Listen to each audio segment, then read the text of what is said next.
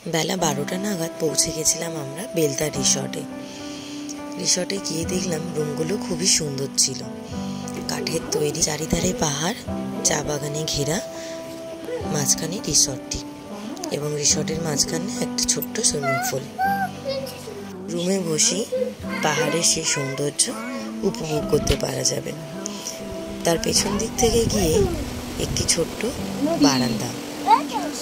বারান্দা দিয়ে আবার পেছন দিকে ঝর্ণা নদী দেখা যাচ্ছে। খুব সুন্দর পরিবেশ ছিল চারিদিকে। আমার ছেলেও খুব আনন্দ করেছিল। এই শান্ত পরিবেশ আমাদের খুবই ভালো লেগেছিল। রিসর্টটি খুব সুন্দর ফুল গাছে সাজানো ছিল, নানান ধরনের বাহারি গাছ। যেহেতু আমাদের অনেকটা দেরি হয়ে গেছিল পৌঁছাতে, তাড়াতাড়ি রেডি হয়ে সুইমিং পুলে চলে এসেছিলাম।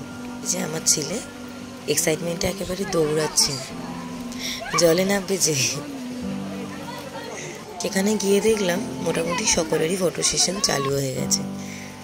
আমরা একটি ছোট্ট বক্স চালিয়ে সেখানেই আনন্দ করতে শুরু করি।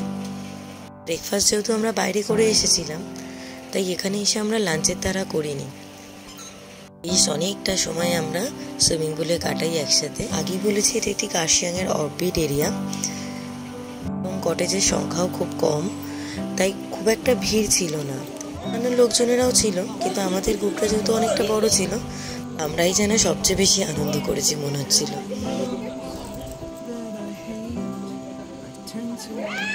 মধ্যে অনেকেই সাঁতার জানতো, আবার অনেকেই আমরা জানতাম না। জলটি একটু ঠান্ডা ছিল বটে, তাই জন্য একটু নামতে প্রথমের দিকে ভয়ই লাগছিল। কিন্তু আমার ছেলে, ওর কোনো ভয় নেই, সবাই নেমেছে, ওকেও নামতে হবে। যোগদানের জন্য কেক বিস্কুট দিয়ে আটকে রাখা গেলেও পরে আর রাখা যায়নি।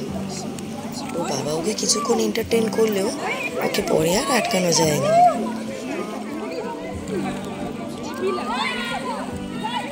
এটা হচ্ছে আমাদের সম্পূর্ণ গ্রুপটা। একজন ফটো তুলছিল, তাই তারটা আসেনি।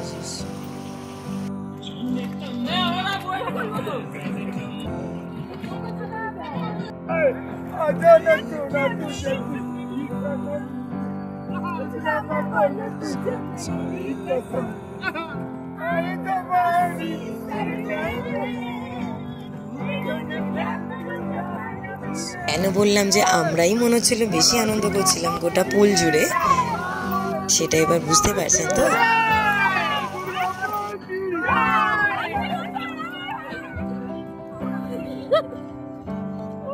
পরে ওর বাবার পিঠে করে পুরো সুইমিং পুল ঘুরেছিল। গান সেরে সবাই চটপট খেতে চলে আসে। প্রচণ্ড খিদে পেয়েছিল, আমারই পেটে খিদে থাকায় আর কেউ এতটুকুনিও লেট করিনি। এখানে চিকেন থালি, ভেজ থালি, ফিশ থালি, আবার এলাকাটে সব রকমই নিতে পারা যাবে। আমার লাস্ট ভিডিওতে অনেকেই আমাকে জিজ্ঞাসা করেছিল এখানে ভাড়া কীরকম। 3000 পার ডে নিয়েছিল আমাদের রুম ভাড়া, এক্সক্লুডিং ফুডিং, শুধু ব্রেকফাস্ট ইনক্লুডিং ছিল। টাটা।